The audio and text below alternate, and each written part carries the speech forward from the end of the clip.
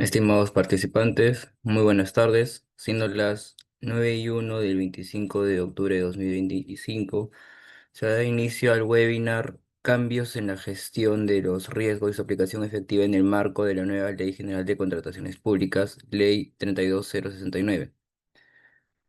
En el presente webinar tenemos a la doctora Grace Castro. Buen día, doctora. Buen día, doctora Grace.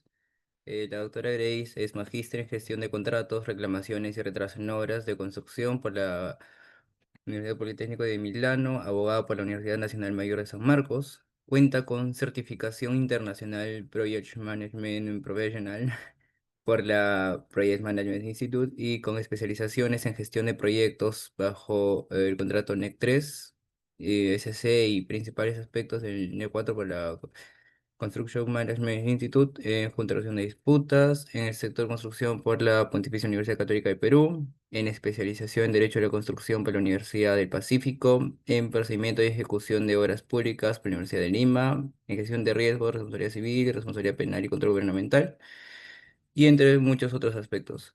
También posee más de 12 años de experiencia en el sector de construcción, desempeñándose como jefa de contratos en megaproyectos y asesora legal en contratos de obra pública y contratos estandarizados internacionales de construcción.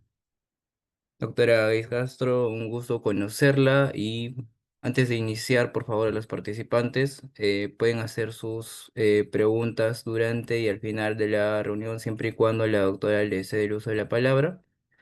Y en el transcurso de la reunión les voy a pasar un enlace para registro de certificado y puedan tenerlo gratuitamente. Ahora sí, sin más que añadir, doctora Grace, puede iniciar con su exposición, por favor. Muchas gracias. Por favor, ¿me podrían confirmar si se visualiza mi pantalla? Doctora, sí se visualiza, pero está compartiendo la pantalla del webinar, ¿no? Sus diapositivas, su presentación. Mm, ¿No se ven las diapositivas? Ahora sí, pero está en modo pantalla compartida, no pantalla completa, solo las diapositivas.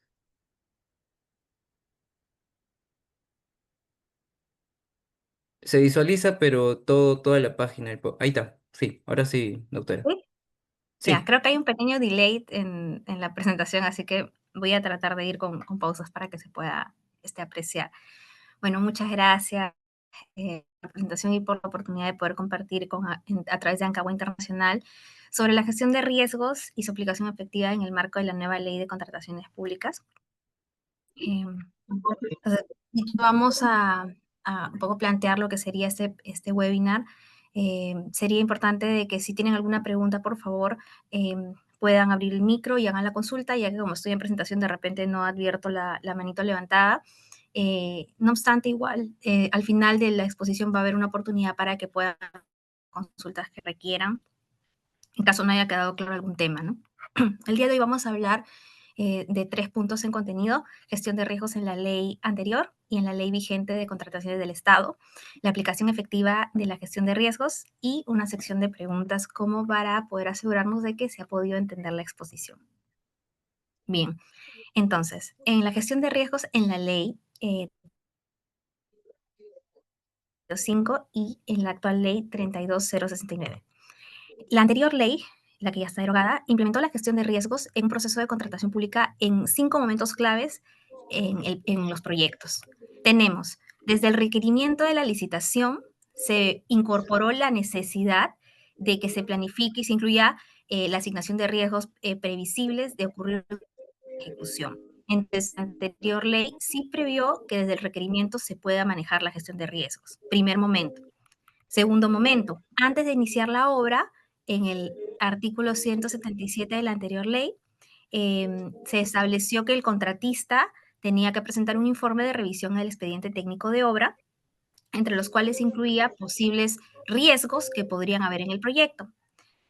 No sé si pueden silenciar lo que está sonando, por favor, para que no genere interferencia. Muchas gracias. Bueno, entonces, como decía, en un segundo momento, antes de iniciar la obra, o sea, desde el requerimiento era el primer momento. El segundo momento, antes de iniciar la obra, se tenía que hacer un análisis de riesgos del proyecto para poder informar y ver qué riesgos se encontraban, ¿no?, en el proyecto. En un tercer momento, tenemos, durante la ejecución de la obra se tenían que hacer anotaciones en el cuaderno de obra de manera semanal, donde se debía incluir el desarrollo de la administración de los riesgos en el proyecto. Luego, en un cuarto momento, cualquier tipo de ampliación de plazo no iba a proceder si es que no se hacía un análisis de los riesgos no previstos, señalando el efecto que podía haber generado este riesgo dentro de la ampliación de plazo. Entonces, era importante que para efectos de la modificación del plazo se detallen los riesgos. Y finalmente, para los adicionales de obra, también se tenía que hacer un detalle de lo que sería el riesgo generado en caso esta prestación no se diera, ¿no? Entonces, vemos que la anterior normativa sí previó una necesidad de que se haga la gestión de riesgos. Sin embargo, la norma actual va un poco más allá, porque busca hacer que esta implementación sea más integral, más proactiva y en todas las etapas de la contratación del Estado. Entonces tenemos que como entre ese momento se ha querido mantener presente la gestión de riesgos desde el enfoque de toda la ley. O sea, ya se establece como un pilar la gestión de riesgos en la contratación pública, manteniendo el concepto más fuerte que tiene la gestión de riesgos, que es que se busque realizar esta gestión para aumentar la probabilidad y el impacto de riesgos positivos y disminuir la probabilidad y el impacto de riesgos negativos para que se pueda cumplir con la finalidad pública que se está buscando en el proyecto que se tenga. Entonces tenemos que la nueva norma en el artículo 6 establece como un enfoque pilar de la contratación del Estado esta gestión de riesgos.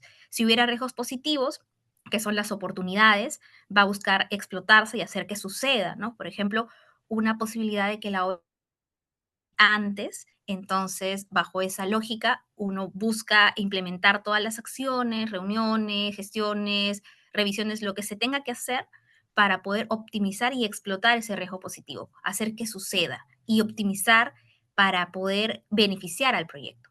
Por otro lado, si identificamos un riesgo negativo, un posible impacto, por ejemplo, de lecciones aprendidas en otros podemos identificar de que la demora en un permiso suele hacer o suele tener impactos en un determinado tipo de proyectos. Entonces, si yo ya advierto que hay un riesgo en obtener ese permiso oportunamente, generamos medidas de acción para evitar que este riesgo impacte en el proyecto. Entonces, identificamos un riesgo negativo y que es una amenaza y buscamos hacer que ésta se reduzca, se elimine, se acepte dependiendo de la estrategia que vamos a ver más adelante.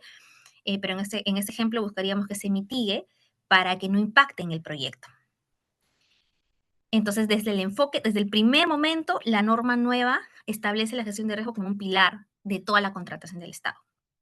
Luego tenemos desde el requerimiento. Igual que en la anterior norma, al elaborar el requerimiento se inicia la identificación y evaluación de los riesgos asociados al proceso de contratación, así como una asignación a alguna de las partes.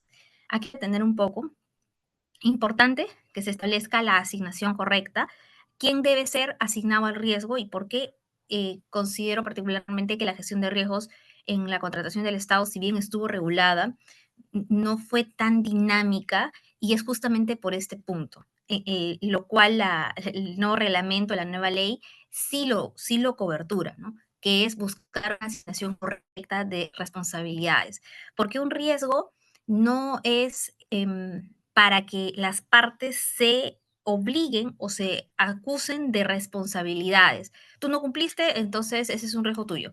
No, sino un riesgo busca ser que preventivamente, de manera colaborativa, la buena fe, las partes buscar estrategias en conjunto para que el propietario del riesgo, que sería la persona que está en mejor posibilidad de asumir el riesgo, pueda atender el riesgo, ¿no? Si, por ejemplo, tenemos un retraso porque una entidad no responde y tal vez la entidad, porque las entidades tienen convenios entre sí, puede tener una llegada más rápida a la otra entidad, el riesgo de esa demora podría ser de la entidad para efectos de buscar hacer no sé, reunión, coordinación o lo que fuera, ¿no? Pero si es un riesgo de repente de trabajadores, eso la entidad no va a asumir, porque finalmente eso es absolutamente del contratista. Entonces va a depender del tipo de riesgo que uno tenga para que podamos definir quién es la persona que va a ser asignada a ese riesgo, ¿no? Si es la entidad o el contratista.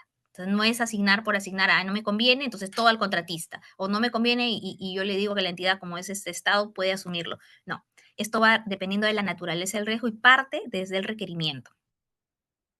Tenemos que también se contempla en la estrategia de contratación, ¿no? Y te indica igual una correcta asignación de riesgos que debe ser reflejada los riesgos de la contratación desde el inicio, desde que se gesta, tiene que estar ahí. Y también en la estrategia de contratación se analizan y se evalúan las variables que incluyen la gestión integral del riesgo. También una nueva incorporación que se ha hecho y me parece también muy, muy positiva es que se establece como cláusula obligatoria en los contratos la gestión de los riesgos. Entonces tenemos que se debe colocar cláusula de garantía, anticorrupción, ok, solución de controversias, resolución, pero también la gestión de riesgos, lo cual es muy bueno porque ya estando a nivel contractual va a motivar, o más que motivar, obligar a que las partes puedan utilizar esta herramienta que es muy dinámica y muy útil a efectos de poder evitar impactos en lo que es el proyecto.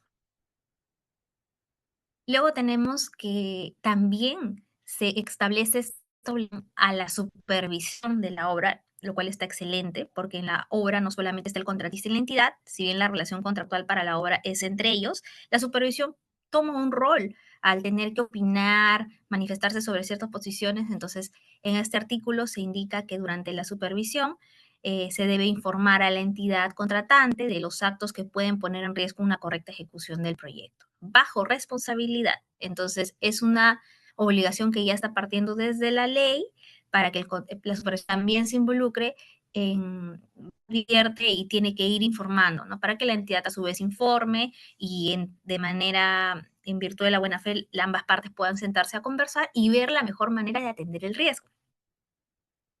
Tenemos también que hay una necesidad de considerar los riesgos en las controversias de conciliación, ¿no? Si bien sabemos que antes para conciliar uno tenía que hacer un criterio de costo-beneficio, viendo el tiempo y los recursos para ver la expectativa de éxito del arbitraje y ver si conviene resolver la controversia mediante conciliación o seguir la controversia, se incorpora que los riesgos que representa la controversia en el normal desarrollo también deben ser considerados, ¿no? ¿Qué significaría que yo no concilie o continúe en controversia? ¿Habría algún impacto de no continuar o no poder cumplir la finalidad del proyecto si no lo hiciera?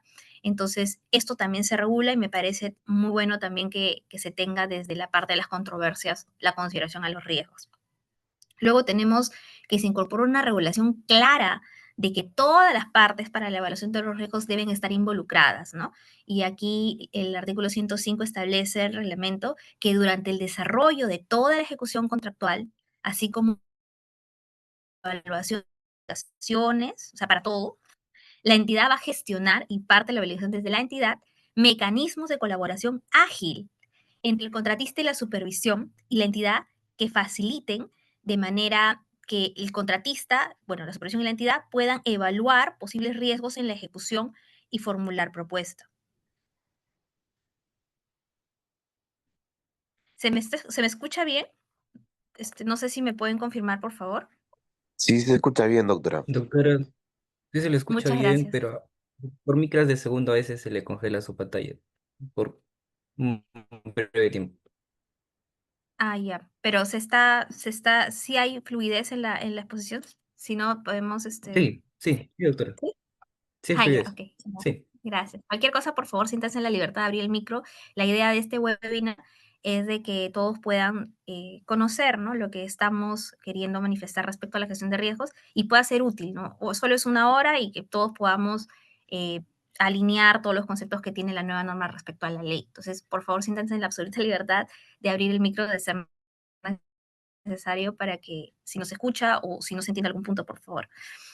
Entonces, continuamos. Entonces, como estaba indicando, durante el desarrollo de la ejecución contractual, ya se establece como obligación que la entidad tenga mecanismos de colaboración ágil entre el contratista, la supervisión y la propia entidad para poder evaluar riesgos durante la ejecución del proyecto. Entonces, aquí ya no es, es simplemente tenemos la gestión de riesgos, acá está el papel del requerimiento, ya ahí está en el cuaderno y si quiero una ampliación o si quiero un adicional, punto, no. Sino aquí busca que sea ágil, o sea, que el registro de riesgos sea lo que finalmente busca ser, ¿no? Un documento dinámico que durante el desarrollo de todo el proyecto sea un documento vivo. Ahorita más adelante vamos a ver en la siguiente slide cómo se aplica efectivamente la gestión de riesgos para que un poco puedan conocer cómo es que esta herramienta, que es el registro de riesgos, es muy útil a efectos de gestionar el proyecto en general, ¿no? En todos los proyectos, pero puntualmente lo que nos atañe hoy día en los proyectos de obra, ¿no? Entonces, tenemos esa obligación muy importante. Entonces, si viéramos que la entidad no está promoviendo la evaluación de los riesgos o está de alguna manera desincentivando, aquí podemos utilizar este artículo para poder solicitar que sí se considere, ¿no? Luego acá hemos armado un flujograma sobre lo que la norma establece respecto a la gestión de obras, de gestión de riesgos en las obras, ¿no? Y las consultorías. En este caso, es obligatorio que desde la estrategia, como ya lo hemos visto, se realice la planificación integral de la gestión de riesgos en una matriz que sería el registro de riesgos primigenio, ¿no? El registro de riesgos inicial, ya lo vamos a ver más adelante, es un documento que va a tener el riesgo, las causas, el efecto, propietarios, va a tener estrategias, va a tener muchos análisis que se tienen que tomar en consideración, ¿no? Pero acá indica una matriz que forma parte de este expediente, o sea, desde que antes de que saque a la licitación, nosotros tenemos que tener ese file de expediente de contratación. Y se incluya dentro de esta matriz identificación del responsable, el análisis cualitativo y cuantitativo de los riesgos y en principio, pues el riesgo, donde voy a poder establecer qué podría impactar en mi proyecto y las causas y consecuencias, ¿no? Entonces, este sentido es el primer paso, ¿no? Luego tenemos que la entidad contratante asigna los riesgos que componen la matriz para que puedan ser gestionados y mitigados, ¿no? De acuerdo a la estrategia, si pueden ser mitigados, si pueden ser eliminados, si pueden ser aceptados. Pero se procura, y esto está como una obligación establecida en el reglamento, lo cual me parece muy bueno porque, bueno, como todos sabemos, finalmente el funcionario se va a basar en lo que te diga, por un principio de legalidad, lo que te diga la norma, ¿no? Entonces, en la norma acá te dice, procura que ninguna de las partes asuma riesgo que no pueda manejar o cuyo costo de gestión sea desproporcionado. Eso quiere decir que si el propietario del riesgo no puede asumirlo o de repente evoluciona y de acuerdo a la naturaleza del riesgo lo tiene que asumir la otra parte, entonces es posible poder hacerlo, ¿no? Pero acá está incentivando a que se haga una correcta asignación al riesgo. Es decir, que no se la entidad no haga esta, como ellos son los que crean el expediente de contratación, esto de colocar que, por ejemplo, el riesgo ambiental es del contratista, el riesgo de fuerza mayor es del contratista, cuando sabemos que el contratista de repente no va a estar en mejor posición de gestionar un impacto ambiental, ¿no? O un impacto de repente de fuerza mayor. Y si no, sería la entidad contratante la que podría estar en mejor posición, o ambas partes incluso, ¿no? Pero en lo que busca esto es motivar de que desde el comienzo no se traslade responsabilidades que no corresponden. Luego tenemos que en el caso de obras que superen los 50 millones, la entidad tiene que implementar un comité de gestión de riesgos para evaluar y tomar decisiones sobre los riesgos. Y este comité va a supervisar y revisar el proceso de gestión de riesgos durante las fases del proceso de contratación y va a buscar nuevos riesgos, oportunidades, o sea, riesgos positivos, riesgos negativos, va a buscar las estrategias, va a revisar y realizar el seguimiento de alertas tempranas y la búsqueda de gestión efectiva de las oportunidades que pudiera generar el riesgo. Importante disposición porque vemos que incorpora la necesidad de las alertas tempranas, ¿no? Que es de alguna manera un mecanismo que ha sido muy usado en los contratos colaborativos y que ha sido muy funcional. Entonces vemos que la nueva norma de contratación del Estado incorpora este concepto de manera que las partes puedan de manera colaborativa alertarse cuando tempranamente conocen de un riesgo. Eso es una alerta temprana, ¿no? Alertas tempranas. Alertas tempranamente cuando un riesgo o asunto puede impactar tu proyecto. Si yo, contratista, tomo conocimiento, informo. Si yo, entidad, tomo conocimiento, informo. No me guardo la información y cuando ya estoy por retrasarme o algo pasa, recién informo el riesgo. No. Y esta obligación es bilateral, es de ambas partes. No es que el contratista solo o la entidad solo, sino ambas partes deben poder informar y va a ser la que toma conocimiento primero, la que ponga en la mesa el riesgo a efectos de poder gestionarlo. Luego tenemos que se considera la asignación de riesgo a las partes como un criterio importante para la elección del sistema de contratación y modalidades de pago. sabemos, los sistemas de contratación de la nueva norma, tenemos solo construcción, tenemos diseño y construcción, tenemos diseño, construcción, operación, mantenimiento, tenemos gestión al diseño y construcción al riesgo, tenemos gestión al diseño y construcción de agencia y, bueno, la entrega integrada de alianzas, ¿no? Y para lo que son modalidades de pago, tenemos lo que son suma alzada, precios unitarios, sistema mixto y los costos reembolsables que también están, ¿no? Entonces, para poder elegir qué sistema, si va a ser construcción, va a ser diseño y construcción, va a ser gestión o lo que fuera, o qué modalidad, si va a ser precios unitarios, donde se paga lo realmente ejecutado, va a ser suma alzada, donde hay un solo precio fijo integral, va a ser costo reembolsable o lo que fuera, para cualquier elección, desde el comienzo, tenemos que hacer una asignación de riesgos a las partes. Entonces, aquí vamos a considerar la transferencia de riesgo de la entidad y sobre la base de este análisis de riesgos vamos a ver qué es ideal para determinado proyecto, porque aquí no hay que un sistema de entrega o una modalidad de pago es mejor que otra.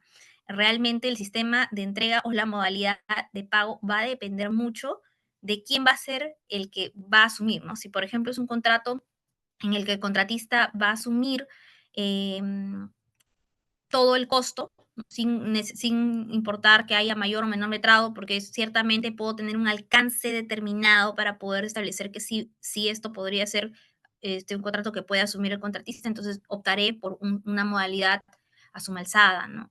Entonces, así, pues, vamos viendo ejemplo por ejemplo, dependiendo dependiendo del proyecto o de la necesidad de la obra, todas las obras, por más que estén cercanas o estén en una zona parecida, no son iguales, cada obra tiene sus necesidades, entonces es importante poder analizar eso o los riesgos a efectos de poder también determinar este sistema o modalidad. Luego tenemos una cláusula que sí ha funcionado bien y por eso se ha mantenido en el reglamento, que es que al inicio de la construcción se puede hacer una revisión del expediente técnico. Y en esta revisión se puedan detectar pues las deficiencias, omisiones del expediente técnico que podrían generarme algún adicional o algún impacto, ok, pero también los riesgos. También los riesgos se tienen que hacer en ese momento, en ese primer momento, que en este caso se cambia la regulación y te dice que son 12 días de suscrito el contrato, tú tienes este plazo para que revises tu expediente técnico y veas si hay una deficiencia, una omisión, si hay una anal, si pueden haber riesgos, todo eso me tienes que informar, ¿no? Igual eso no impide que durante la elaboración puedas hacer otras revisiones, pero esto es una buena práctica que te permite de alguna manera poder saber cómo te está llegando ese expediente técnico, ¿no? Luego tenemos otra cláusula que también se mantuvo, que es que el análisis de gestión de riesgos debe estar dentro de lo que son las prestaciones adicionales, ¿no?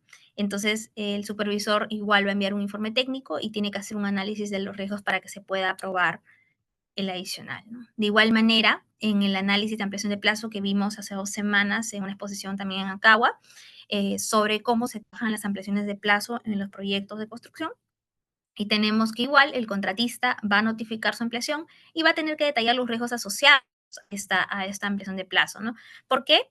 Porque lo que se busca aquí es asegurarse de que las partes han podido, pues, gestionar el riesgo, ¿no? Porque justo la ley lo que busca es motivar a que las partes utilicen la gestión de riesgos, que es una buena herramienta para potenciar que algo que puede impactar el proyecto suceda o para disminuir que algo que podría impactar el proyecto no suceda. Entonces, siendo esto así, ¿por qué pasó una ampliación de plazo, no? ¿Hubo una gestión de riesgo oportuna o por qué? De repente sí, y obviamente impactó y no hay ningún problema, ¿no? Pero si no, es importante poder ver cómo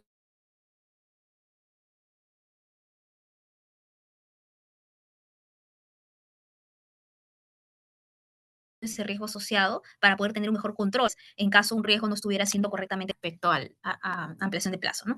Y finalmente, lo que ya habíamos visto respecto a contratos estandarizados, pues se establece la asignación adecuada de riesgos entre las partes.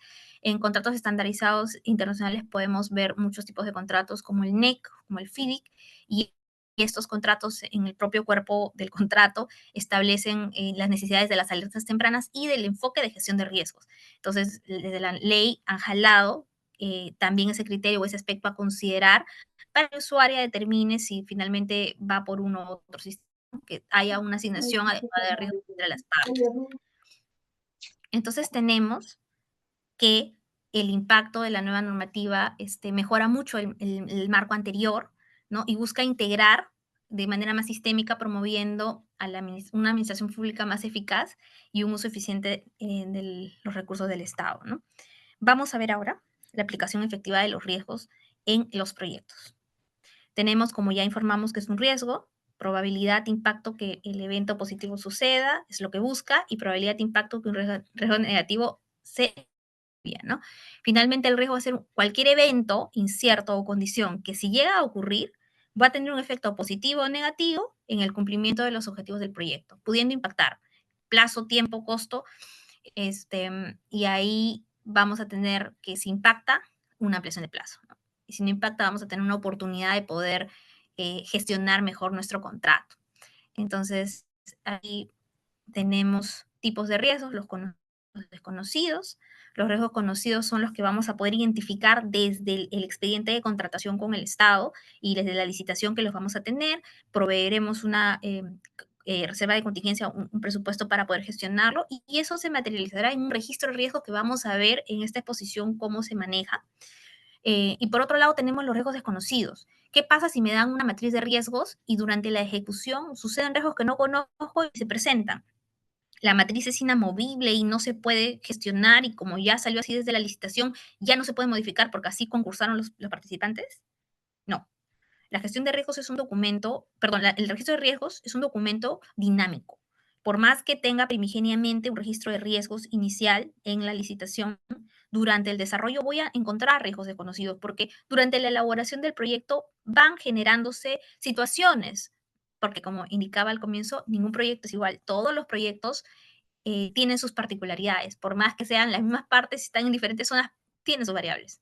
Entonces, em, cuando nosotros identificamos un riesgo desconocido, tenemos que informarlo para que se vuelva conocido y se pueda toda la gestión del riesgo y sea incorporado en el registro de riesgos.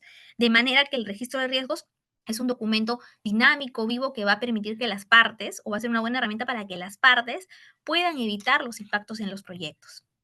Tenemos la figura de alertas tempranas, que ha sido bien implementada en la ley y también es una buena herramienta para poder informar cómo funciona la alerta temprana. Se notifica temprana, se solicita una reunión para poder ver esta alerta temprana, de ser el caso o de necesitar reunirse ambas partes. Se lleva a cabo esta reunión de reducción de riesgos y dentro de esa reunión se llevarán a cabo acuerdos que seguramente irán como compromisos de mitigación, ¿no? Van a identificar el riesgo, la causa, la consecuencia, el propietario, y van a determinarse acciones, ¿no?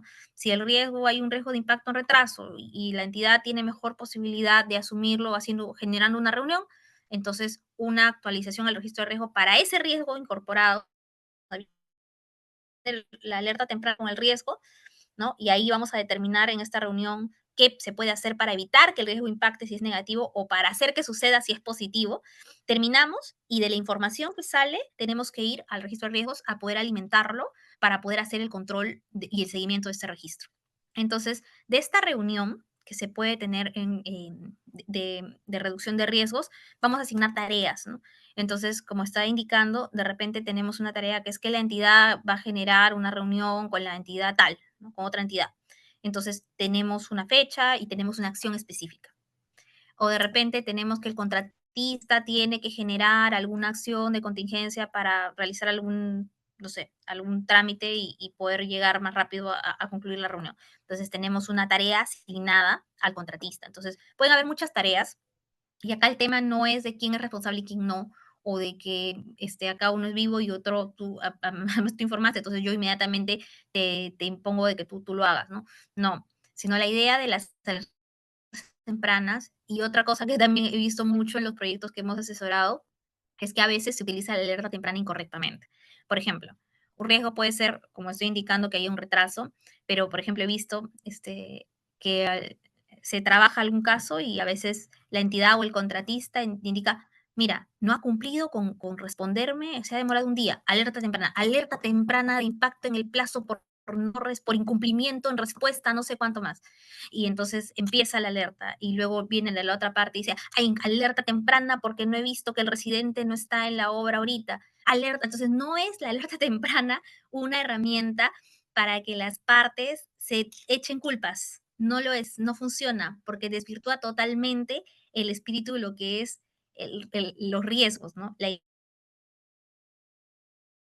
es que si se puede atender en caso, pues se avise, ¿no? Y es, te has retrasado, está pasando esto, gestionemos. Pero si las alertas tempranas empiezan a tener un giro de te acuso del incumplimiento para, bueno, pues luego pedirte, entonces se desnaturaliza, ¿no? Si es que hay algo que trasciende y sí se debe informar, se informa, por supuesto que sí.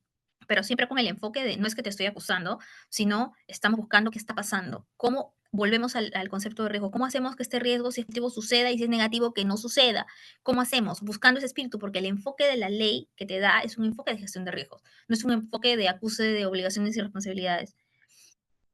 Entonces, bueno, acá hay un modelito de alerta temprana, es un ejemplo. La alerta temprana no tiene que tener un informe súper elaborado, simplemente es un documento en el que se le alerta a la otra parte que un riesgo está por suceder o está sucediendo, bueno, ya sería un problema si está sucediendo, y buscar reunirse para que las partes puedan gestionar y evitar pues, el impacto. Bueno, esto es un ejemplo. En un caso se tuvo de que en una obra teníamos en una parte, el lado izquierdo, el trazo de la línea del proyecto, todo correcto, y luego un vecino decidió estirar su techo y empezó a invadir el terreno, ¿no? Entonces ahí puede haber un debate de, oye, esto es obligación tuya porque tú ya tenías el terreno, tenías que cuidarlo. Y por otra parte, entidad, pero tú, ¿cómo permites que sin licencia de construcción construyan y hagan esta edificación que es ilegal? La potestad administrativa ahí puede entrar y quitar porque han demolido, han construido sin licencia. Entonces, podríamos entrar en un debate de idas y venidas, ¿no? Entonces, para evitar eso, las partes pueden tener una gestión o una reunión de alertas tempranas y pueden claro, no, mira, ya, yo voy a buscar una reunión acá, mientras vamos a hacer la investigación acá en la municipalidad, se va a coordinar con ese stakeholder que se ha metido en el proyecto a ver si puede retirarse, o de qué manera, antes de llegar a esa zona del proyecto, a esa parte del proyecto, podamos evitar que impacte en el proyecto. Entonces, es un riesgo, claro, que se advierte a través de una alerta temprana. Y eso es lo que busca, ¿no? A poder evitar, porque ponte, yo veo calladito, no digo nada, me quedo así, y luego justo yo, uy, mira, esto no es mi tema, es tu culpa, tu responsabilidad, paro. Entonces, ¿se logró el objetivo? No. ¿Ayudó? No.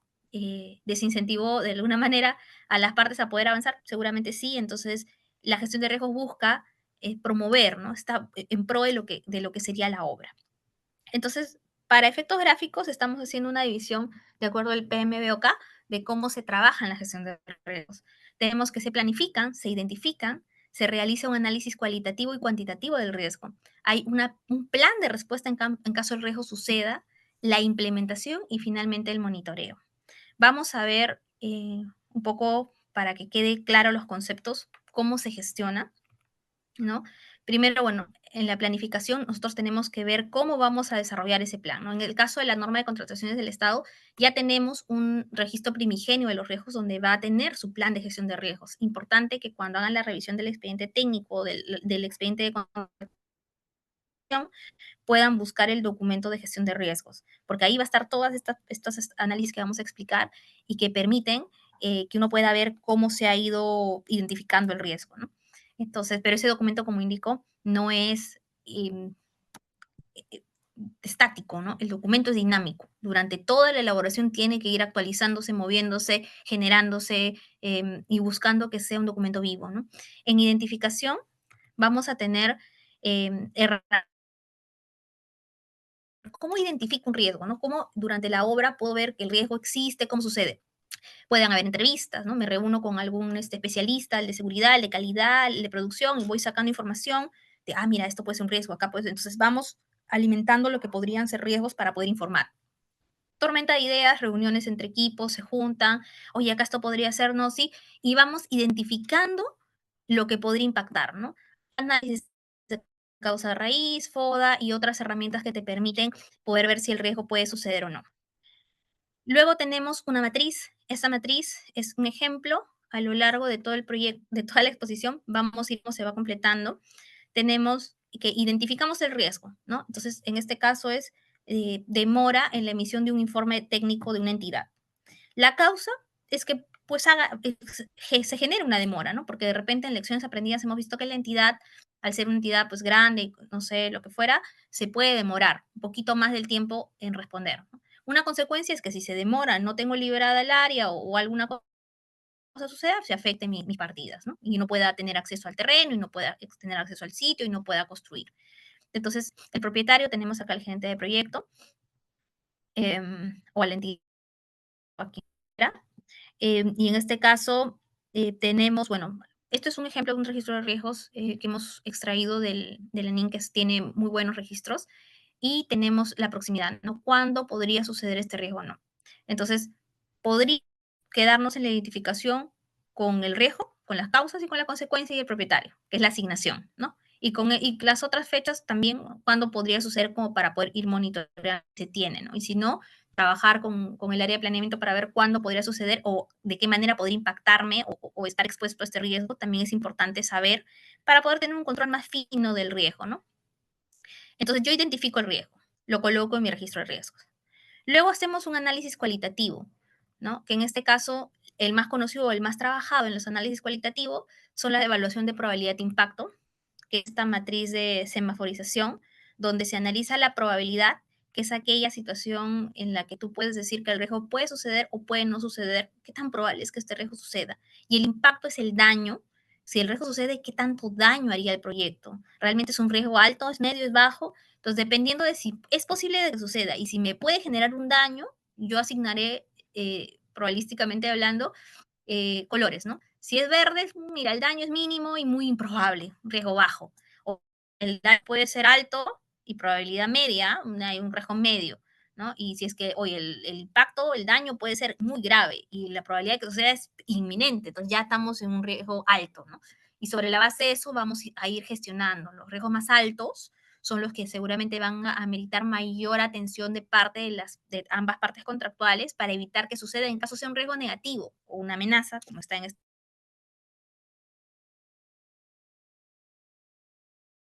Si es un riesgo positivo o una oportunidad, y es altamente probable que suceda, si el proyecto en pro de este riesgo positivo, ¿no?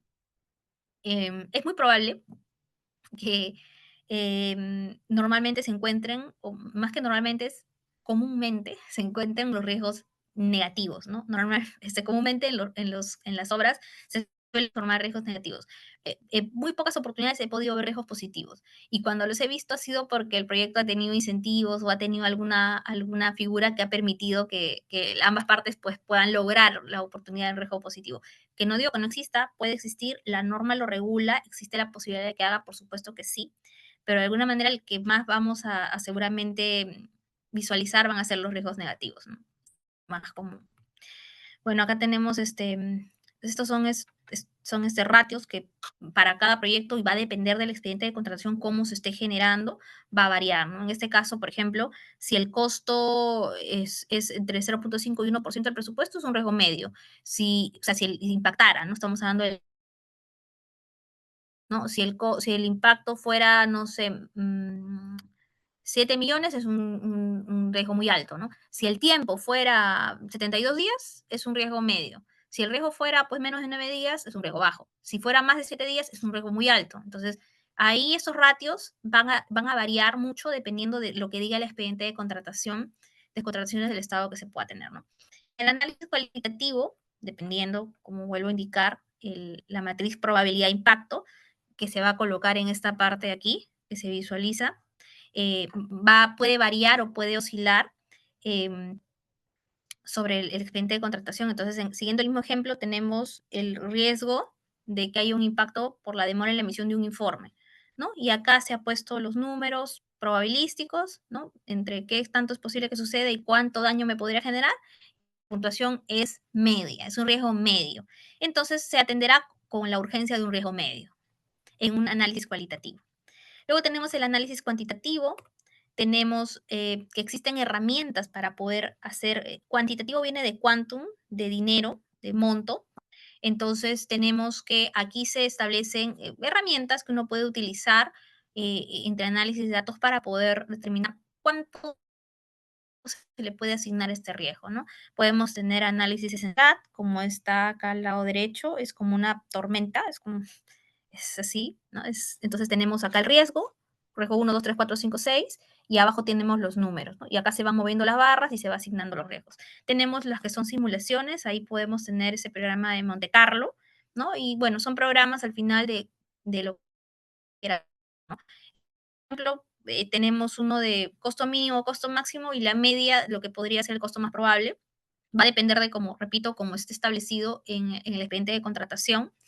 Esto puede variar.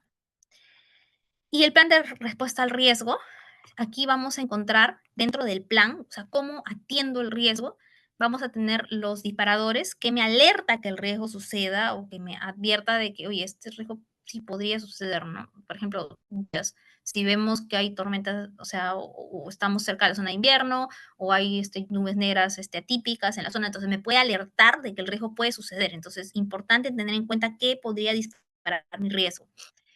Y luego tenemos herramientas, ¿no? Buscamos estrategias para las amenazas, que son los riesgos negativos, y estrategia para las oportunidades, que son los riesgos positivos. Para un riesgo negativo, si yo puedo evitarlo, buscaré evitar, depende de la naturaleza del riesgo.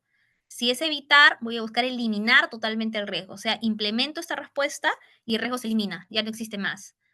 Tenemos mitigar, como el caso de nuestro ejemplo, ¿no? Implementamos una medida que son reuniones y entonces vamos a evitar, o más que evitar, vamos a mitigar, reducir el impacto de lo que podría ser, ¿no?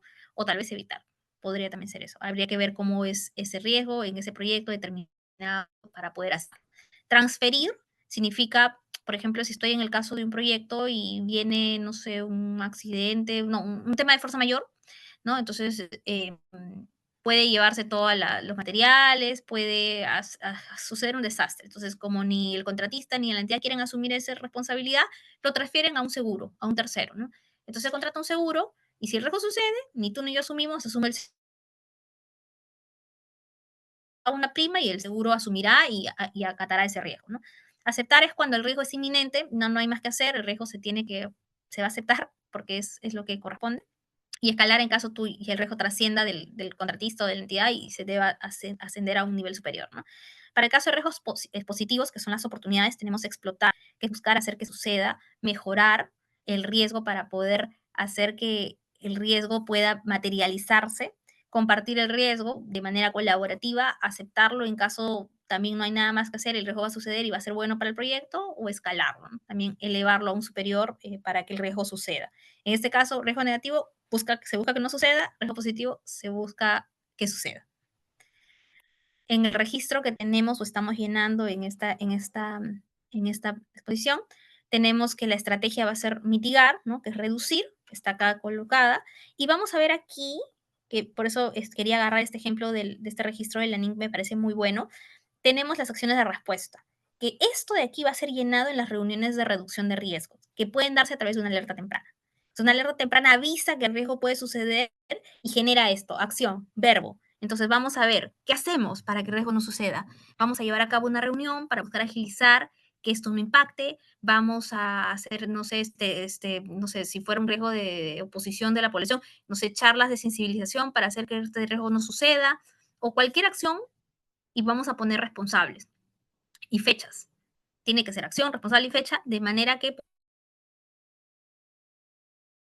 podamos hacer un control, ¿no? Cómo va, le hacemos seguimiento y de esta manera podamos lograr el objetivo de la gestión de riesgos. En implementar, bueno, vamos a tener, este es el registro completo, arriba tenemos la identificación, tenemos el análisis cuantitativo y el plan de respuesta a riesgos, y abajo tenemos el análisis cuantitativo, ¿no? Implementar sería cuando el riesgo, qué acciones tengo para atender el riesgo cuando antes de que suceda, las tenía establecidas, y ya cuando sucede, ¿qué tengo que atender? Entonces, si sucede acá, mira, tengo que generar inmediatamente una alerta o lo que fuera, no sé, aquí lo podemos colocar, ¿no? Y vamos teniendo acciones para poder atender el riesgo. Y en el toreo, etapa muy importante, de igual manera vamos a tener que aquí ambas partes van a hacer el rol de poder visualizar, o más que visualizar, poderse reunir para poder ver que el riesgo establecido en la estrategia de contratación, en el expediente de contratación, cómo está evolucionando, ¿no? Realmente se mantiene con el mismo propietario, se mantiene con las mismas estrategias, hay que agregar nuevas estrategias, ¿no? Y cuando tú estás haciendo el monitoreo te das cuenta que ese riesgo deriva riesgo o después de todos de los riesgos que tienes, generan o se generan nuevos riesgos, porque has visto que en el proyecto están sucediendo, ¿no? Con el proceso de identificación de riesgos, tendrías que, perdón, con el monitoreo tendrías que poder hacer este monitoreo, este control, y cuando identificas el riesgo desconocido, que no lo tenías mapeado, vas y sigues todo el proceso otra vez nuevamente. Identificaste ya el riesgo, entonces vas a tener que hacer tu análisis cuantitativo, vas a implementar el plan de respuesta al riesgo y vas a establecerlo. Lo importante es que lo tengas en tu registro, de manera que tengas trazabilidad y estén establecidas las obligaciones, las responsabilidades y las consecuencias de generarte o de generar el riesgo, ¿no? Hasta aquí